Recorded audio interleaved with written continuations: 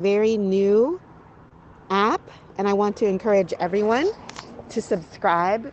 It's HAPS, HAPPS, like happening. HAPS. I hope you can hear me. I'm sitting outside Starbucks. Woo! And you can download the HAPS app for no cost. You can subscribe to this channel to get notified about when I go live. And you can support my work on HAPS by sending me a coin or two at the very bottom of this screen.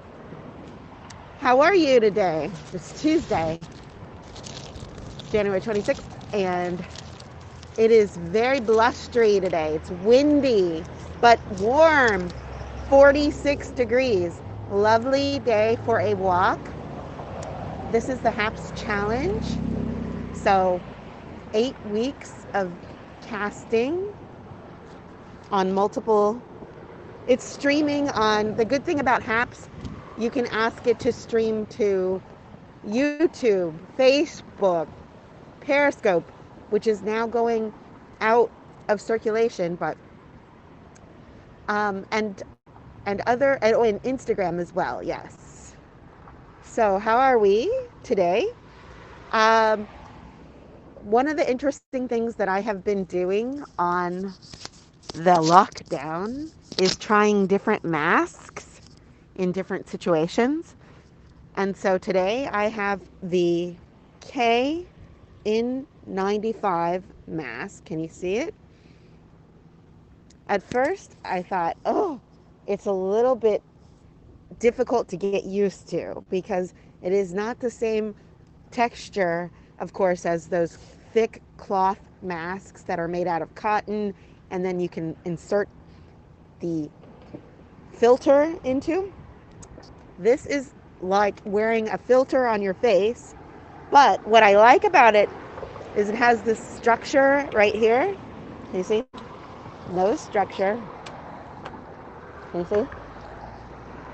So it fits really snug around the nose. And it also gives you room so it doesn't press down on your nose. It doesn't press down on your cheeks. It secures the area around the perimeter, but it leaves your mouth free. There's nothing pressing down on my mouth, okay? There's nothing, you know, it doesn't feel confining. It doesn't feel like anything is wrapped around me. So I'm getting used to it. It does the job, I believe.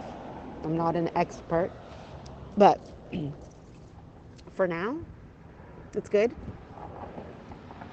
What do you think? Have you worn a KN95 mask before? Any thoughts? Okay. Today, I am attending the third class of Arizona State University's Food Sovereignty Series, Food Justice Series. And today's guest is the Lieutenant Governor of Minnesota. Flanagan is her last name. Okay? So she's going to talk about foodways in Indian country. And we're also going to look at how the USDA has United States Department of Agriculture, okay, and the rest of the federal government have treated food sovereignty and food justice in Indian country, okay?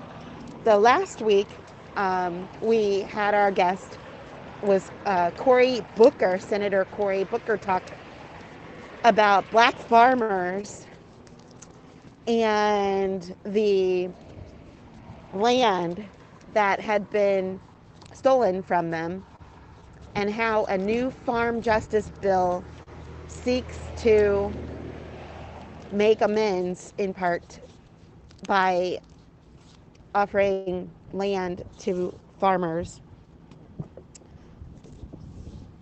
who are black and under a land grant system. And it's about slightly over 100 acres. And so today, what we're going to talk about is what land justice looks like from the perspective of American Indian communities. There are many, I think there are about 40,000 farmers in Indian country, according to the literature that was sent to me by Arizona State University. Okay, so a lot of these farms are located in places like Oklahoma and Minnesota and the Dakotas and in California.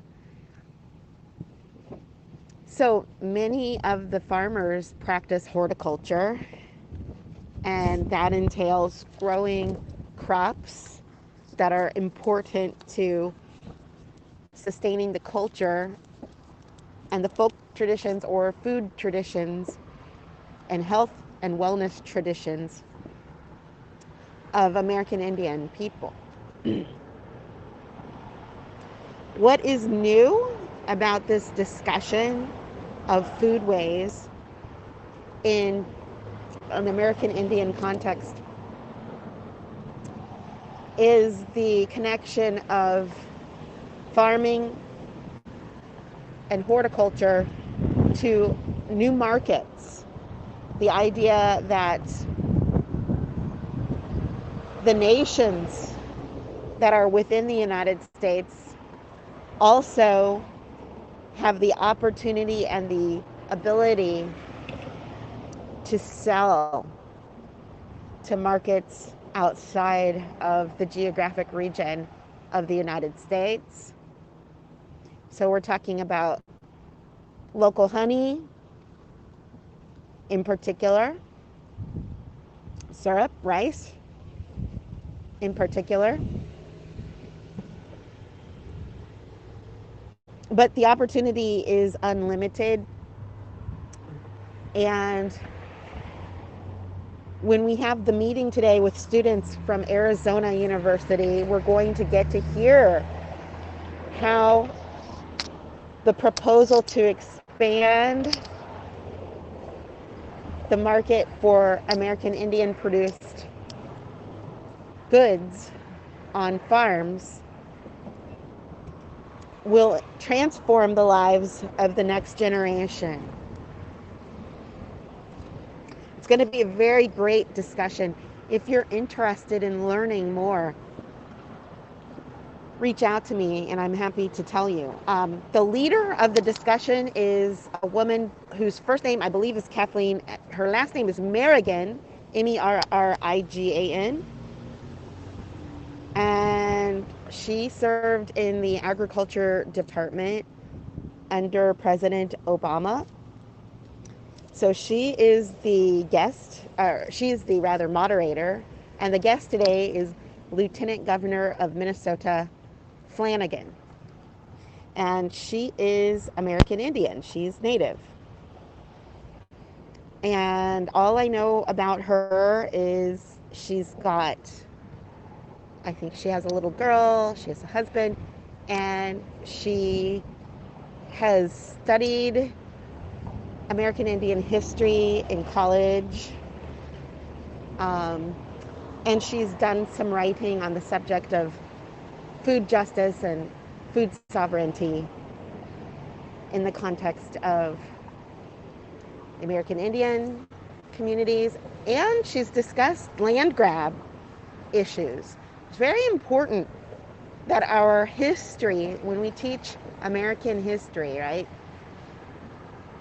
it's often from the perspective of those who operated under something called manifest destiny, which was this idea that the newcomers to the United States sought to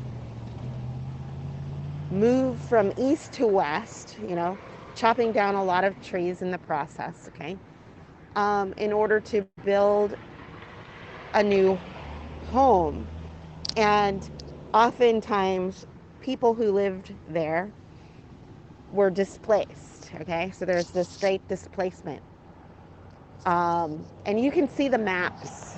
And if you look at a lot of this literature on food justice and food sovereignty, you can see what the great Manifest Destiny policy did to the existing tribes. They kept pushing them west. And as you know, the Trail of Tears was one of the most famous, actually,